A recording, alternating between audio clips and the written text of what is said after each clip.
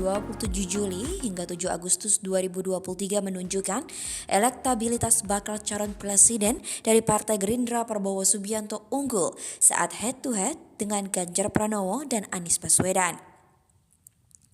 Berdasarkan hasil survei, jika pemilihan presiden digelar saat survei dilaksanakan dan Ganjar berhadapan dengan Prabowo, hasilnya Prabowo unggul atas Ganjar.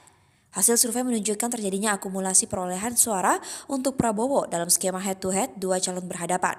Tulis Litbang Kompas dikutip dari Harian Kompas edisi Senin 21 Agustus 2023.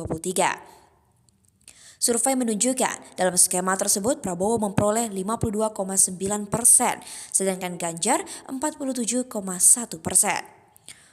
Perolehan kali ini semakin memperlebar jarak keterpilihan Prabowo dengan Ganjar, yang sebelumnya 2,2% pada Mei 2023 menjadi 5,8%, tulis Litbang Kompas. Jika Prabowo berhadapan dengan Anies, Ketua Umum Partai Gerindra itu juga unggul bahkan selisihnya lebih lebar. Pada skema itu, elektabilitas Prabowo 65,2% dan Anies 34,8%.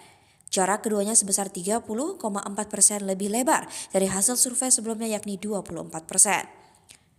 Jarak elektabilitas Anies juga terpaut jauh bila mantan Gubernur DKI Jakarta itu head-to-head dengan Ganjar.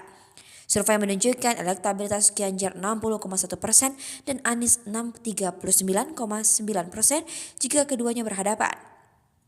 Selisihnya 20,2%, berubah tipis dari sebelumnya yang sebesar 19,8%. Menurut Litbang Kompas, keunggulan Prabowo secara head-to-head melawan Ganjar dan Anies disebabkan karena Menteri Pertahanan itu mendapatkan limpahan suara dari baca pres lainnya. Dalam skema Prabowo versus Ganjar misalnya, suara dari kalangan pendukung Anies cenderung semakin besar mengarah ke Prabowo. Survei menunjukkan aliran suara Anies ke Prabowo mencapai 69,9%, naik dari 60,1% pada Mei 2023. Sementara itu, dalam skema head-to-head Ganjar versus Anies, suara pendukung Prabowo cenderung terbagi secara seimbang kepada dua kandidat, meski sedikit lebih banyak mengarah ke Ganjar. Survei ini dilakukan dengan tatap muka pada 27 Juli hingga 7 Agustus 2023, melibatkan 1.364 responden di 38 provinsi yang tersebar di 330 desa kelurahan di Indonesia dengan margin of error plus minus 2,65%.